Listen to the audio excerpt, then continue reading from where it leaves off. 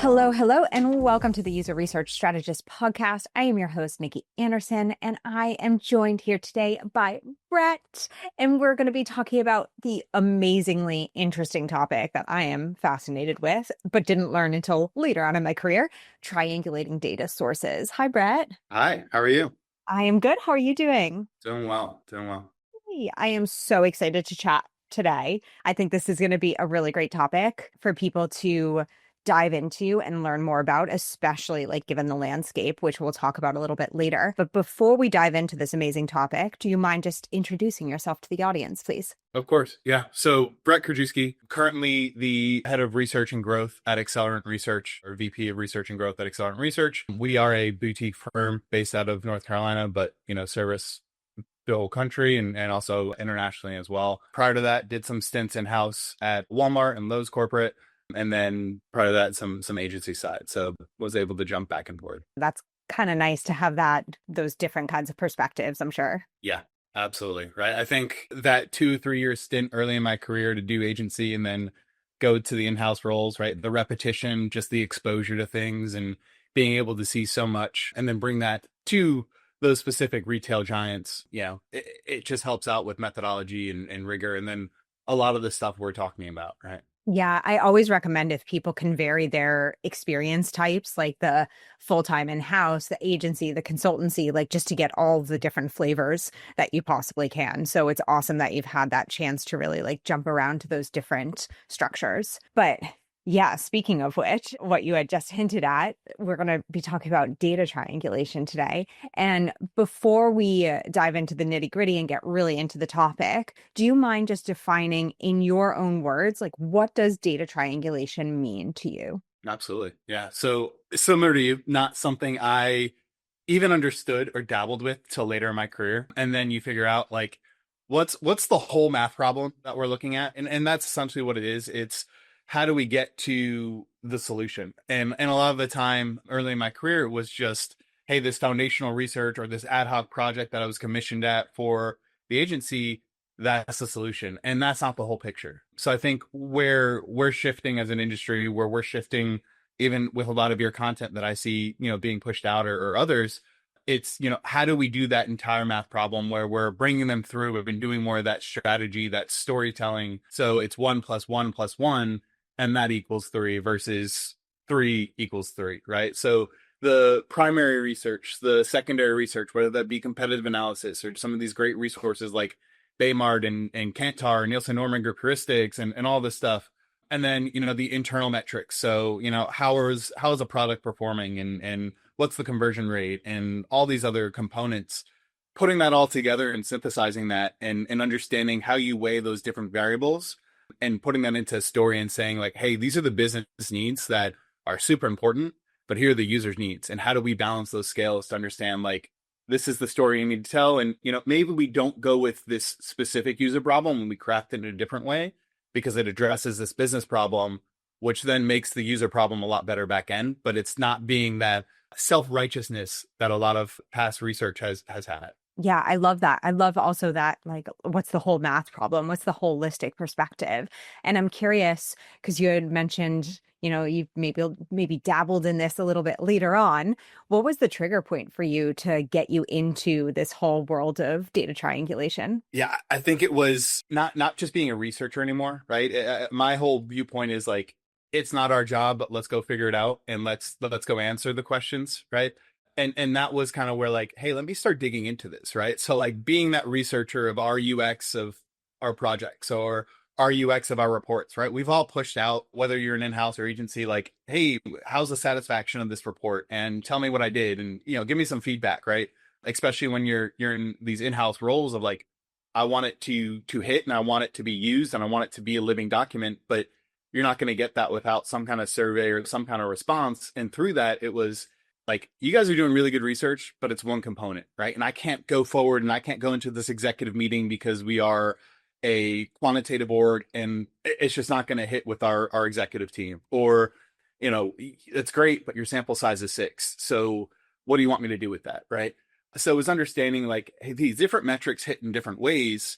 And for my own maturity as a researcher, but also for the organization I was representing, I need to do a little bit more. I need to be a little bit more intelligent about how I go about things to introduce that rigor, to introduce those different data points, to tell a more fuller story. And then I'm a huge component of meta analysis. So my old Walmart team probably drove them crazy with the amount of time that said, okay, that's great. Like, you're doing some great work. Let's go throw that to meta analysis. And that becomes that living document, that central source of truth or POV that, product or business or design or whoever can use to create journey maps or site mapping off of, some of the things we're doing, and concretes them in that central source of truth rather than just being some random ad hoc commission project that we do and answers 4 questions, but there's so much more there, right? There's so much more depth. Yeah.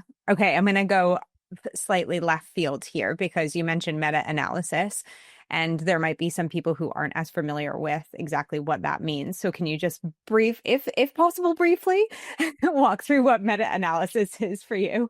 Yeah, I'll say what it means for me. There's so much research that we've done in these in-house roles that, obviously they're living somewhere. And a lot of the time, in these major organizations, like, we do research over here, and then there's a customer insights team that does research on this side of things, and a business team that had research commission from an outside agency. So it's looking at all those different variables, all those different data points, and starting to digest like what's been done, what do we know, and what is that like source of truth. So it's really immersing yourself in everything that we have done in order to start grounding yourself in that story of, great, we know all these answers because we've done this kind of research, or we've answered these questions, but now that leads to 20 more questions and 20 more things that are unanswered, and starting there, right? So for me, it's a grounding point. It's a starting point. It's kind of that baseline of, this is what we know, and this is what we know to be true, and this is what we don't know, and this is what we need to start identifying or going after, right? I love that. That's such a good way for, I feel like most, if not all, research projects should start. I mean, maybe more complex ones, but still, like, because we end up, I feel like, as an industry, I've experienced before, doing and redoing and redoing and redoing, right? Yeah. And like almost answering like the same question or such a slight variation that we shouldn't have gone after that. Yeah. Like, there's the opportunity to optimize and update, but like you said, like redoing and redoing and redoing, like the time suck and the waste of research when, we might have a lot of those answers already, and then we just need to answer 2 of 10 versus all 10. And that allows us to move quicker. That gets us buy-in, gets us trust. Like, that's where we start being able to correlate the data to make impact, because we're no longer that cog in the machine, because we're able to move agile, because we're not biting off more than we can chew. Yeah, yeah, absolutely. And I'm curious, maybe for those who are newer to triangulation or have just started dabbling in it, is there a good place that you recommend like starting? Because you had mentioned a few different data sources like the primary user research, you mentioned competitive analysis, you mentioned Baymard, right? So where's a good place maybe to get started in this? Yeah, I always go to, like, the lowest level of effort is Nielsen Norman heuristics, right? Like, everyone should be trained on heuristics. Everyone should know heuristics. Like, it's such an easy thing, whether you're design, product, research, whatever, starting there, just because it's an easy way to ground yourself in, hey, what am I doing? And how does that fit to those heuristic guidelines? And then from there, it's kind of what we talked about. It's like, what has already been done? And looking and immersing yourself in the data that's been done rather than commissioning new research or starting to do more research. Like, let's start from the start line versus 10 paces back, where now we're having to redo things, right? Yeah, yeah. And I'm curious, like for things like the previous research and like looking into other data sources, like is there an amount of time that you go back? Because I know a lot of researchers who are maybe faced with this are like, oh my God, I have like 5 years worth of research to go back through. Like, where do I start? Yeah, I think it depends on the industry, right? Automotive, for example, like, that is such a long timeline where, they might be 4 or so years behind. So going 4 years back, not that big of an issue, but retail, is always moving and always changing. You look at just buying trends from 2019 to 2022, like, they were so drastically different post-COVID era, right? And then now into 2022 and 2025, since, let's say a recession happened, how people are shifting their buying habits. So I think, like, being culturally aware and aware to the climate that exists outside of just our jobs helps you kind of gauge, like, what's going on in the world, and how can I start saying like, here's the now. And there is that foundational research of like, I always knew certain people were going to buy the way that they bought, and Walmart was a consideration versus the major person.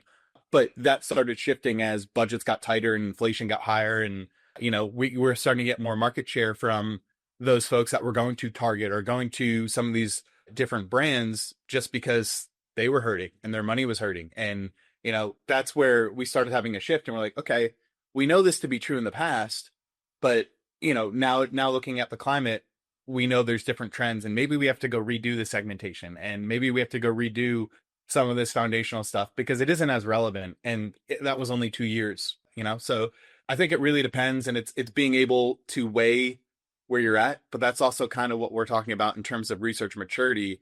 It's taking beyond just the doer and into more of that strategic collaborator. And I think that's where, super excited to be on this podcast, because it is the UX strategist, right? It's not UX researcher or specific to craft. It's like, how can you do more? And I think that's where, as an industry, we need to go, but also kind of where you've branded of like, how can I help the industry do more, right? And put more out there.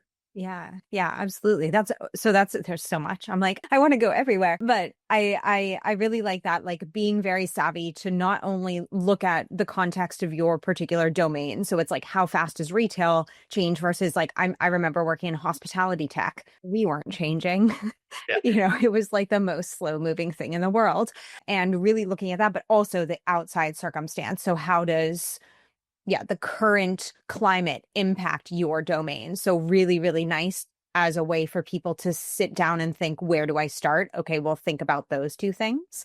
And I love how you brought up research maturity within organizations and moving into that strategic partnership. And I'd love to hear a little bit more about, okay, so like I'm here, I might be triangulating a little bit of data, but I do want to move more into that strategic place. How do I go about and do that using that holistic picture that I can kind of create? Yeah, I think it starts with prioritization. Even as you get projects in, it's prioritizing what objectives are higher than others, right? So, are you a super research and mature organization where you just need quick wins and you need to build that trust and you need to show, hey, research can do this and look at how awesome we are? That has its point in time, and it's good to do that to get in and have that seat at the table, or even talked to from some of these product folks that are just going to go do research anyway, or not even do research, which is even scarier, right? So there's that element of learning the political landscape that you're in and saying, how do I start building up that rapport and getting allies across the alley of, go to me and I will answer your question. And even if it isn't my job, I will go find out how to answer your question. And once you build up that rapport and kind of, get some chips in your pocket, then you can start cashing that in and pushing back and saying like, I'm hearing what you're saying, but realistically, like, you guys are asking the wrong question here, and this is how you might want to interpret it. And being able to then put that more of that researcher cap on, that expert on, where you can come into a situation, say, you're asking these evaluative needs, but really you haven't even gone back to some of this generative research and these generative questions of like, where's the fit? Where's the market placement? What are you guys trying to do? But that obviously takes rapport. That takes you establishing that trust, and that depends in organization and depends in your role within the organization. And that's the hard part to be able to gauge, right? There's so many external factors that we talk through of what we're looking at, and the climate, or just your research organization, or budgets and whatnot, timelines, expectations, dependencies, that as a researcher, you're just trying to do so much. And it's such a unique job and such a hard job, but also who's better than us to do it, right? Do you want to get all of your user research questions answered, all while hanging out on your couch in sweatpants? No need to join any live webinars and hope that your question gets answered. No need to Google a million different things and sift through some scattered advice that you don't really know is valid or reliable. Not anymore. I know it sounds too good to be true, but I promise it isn't, because if you become a paid Substack subscriber, you get access immediately to a community filled with user researchers that I am in every single day answering questions. Not only can you hang out on your couch, feel less alone as a user researcher, and get all of your questions answered, not only by an expert, but by a bunch of other user researchers with amazing perspectives and experience. You can do all of that on your couch. in sweatpants, and I will be alongside there with you every step of the way. So join my paid Substack, get immediate access, and we can relax together solving all of your user research problems. See you there.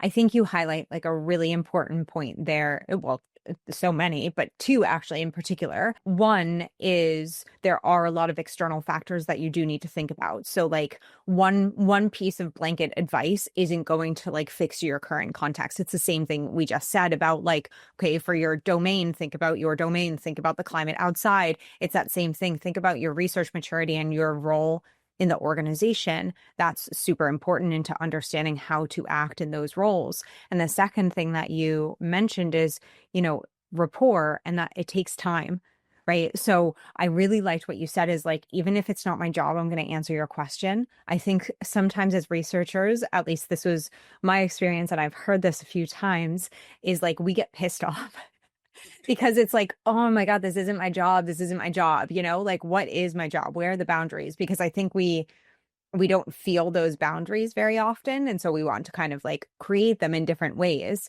And that is one of those ways. But I really think it is important with rapport building to go above and beyond in helping support people. So I'm really happy that you brought that up. Yeah. And I think that's framing too, right? It's not our job. And I've been there. Right? And yeah, I think same, right? Been pissed off and is like, why am I doing this? And I'm just butting my head against the wall constantly of, all these questions. And then it turns into more questions and more research and one great, cool job security and all that. But the second part is like, it's never ending and it doesn't stop. And that was the next stage of the maturity of like, this is where I need to cut it off. But doesn't mean I don't have to go get the answer. I just don't have to do the work, right? I can go use that.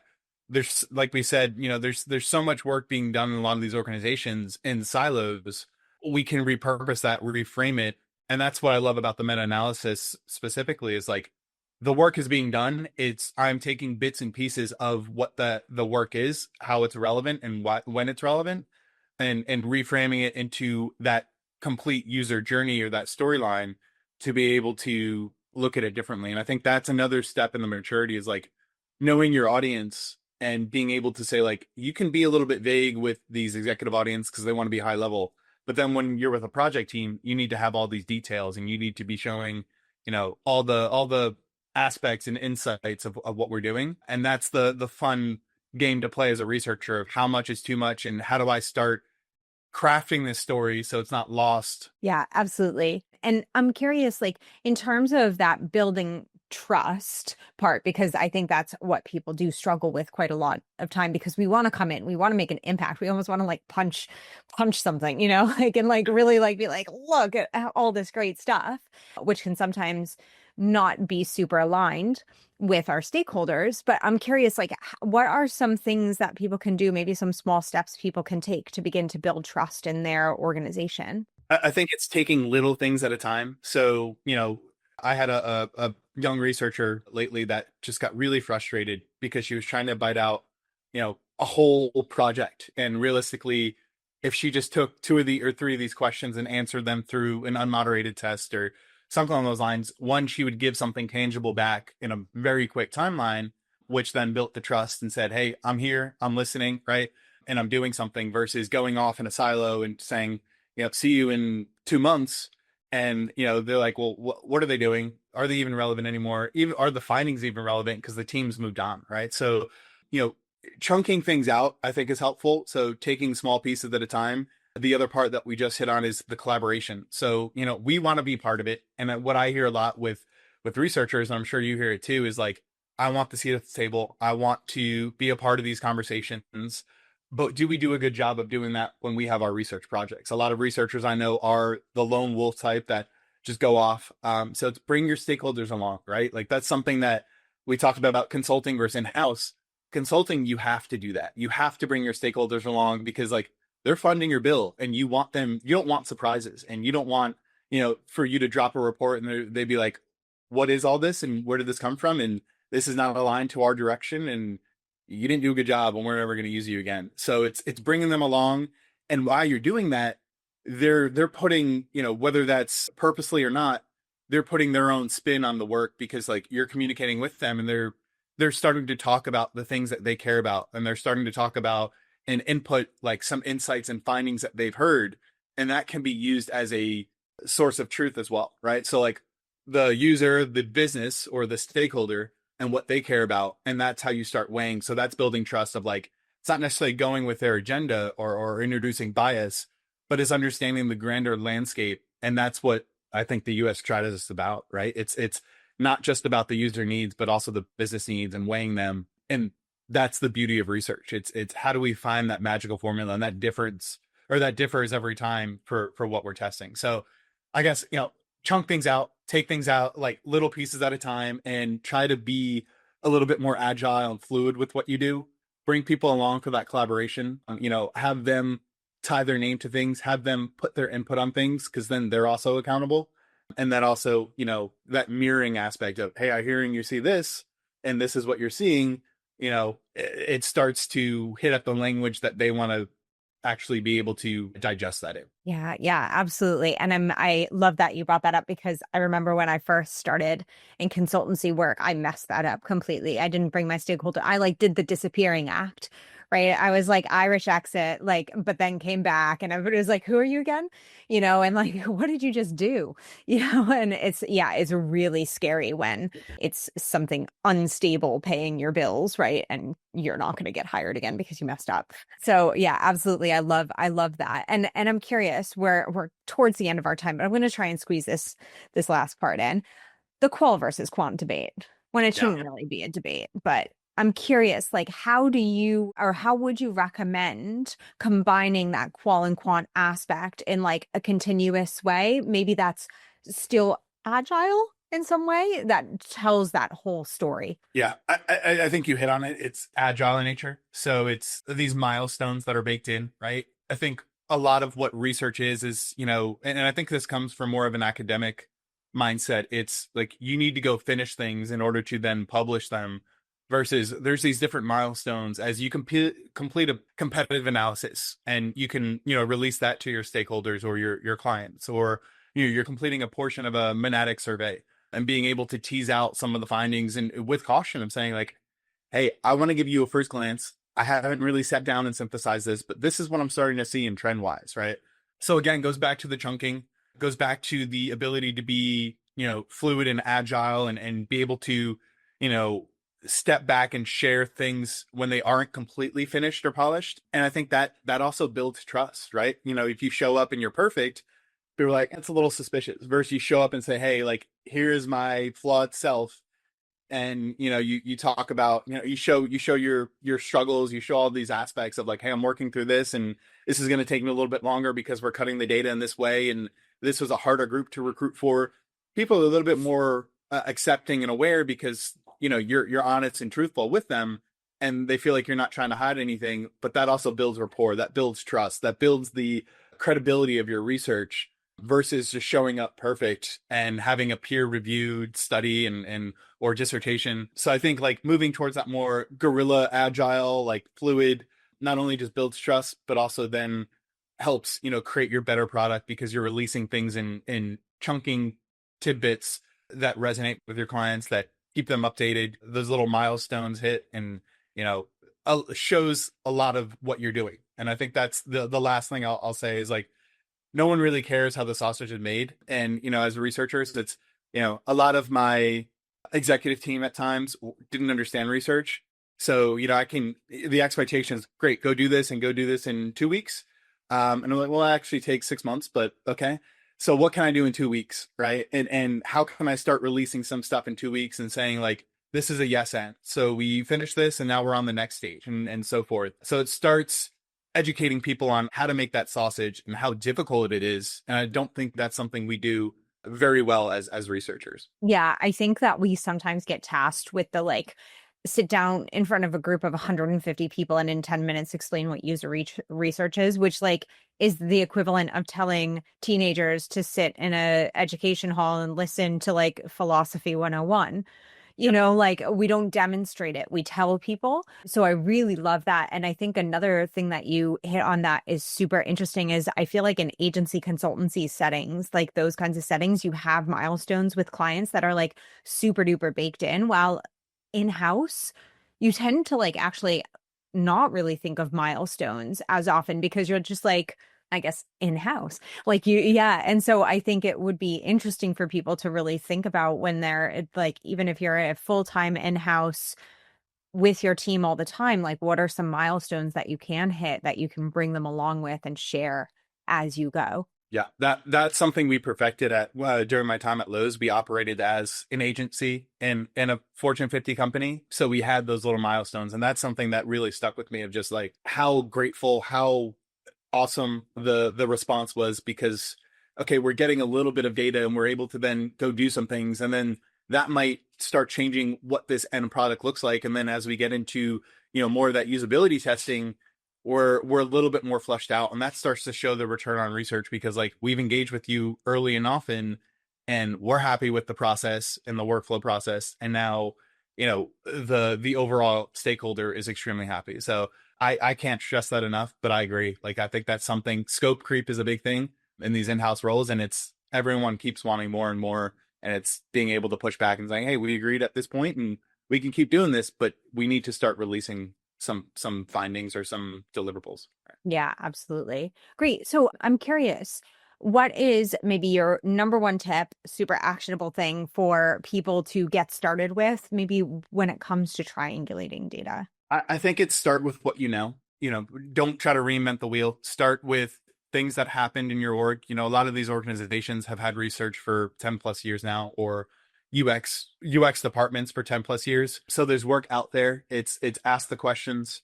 And then, kind of what we talked about, it's not your job, but make it your job, right? There's the power and the knowledge, and being able to be the person that comes with the answer, whether it's your job or not. You start getting invited to the table, and you place yourself really strategically within an organization to start being that person to go to, right? And be the problem solver versus the problem. Amazing, Brett. Thank you so much. This was an incredible conversation. I really, really enjoyed it. Likewise. Thank you. Yeah, there's so many awesome nuggets in there for everybody to take away. So I appreciate your time. And I just want to say thank you as well to the audience for listening. And I'm excited to see you next time.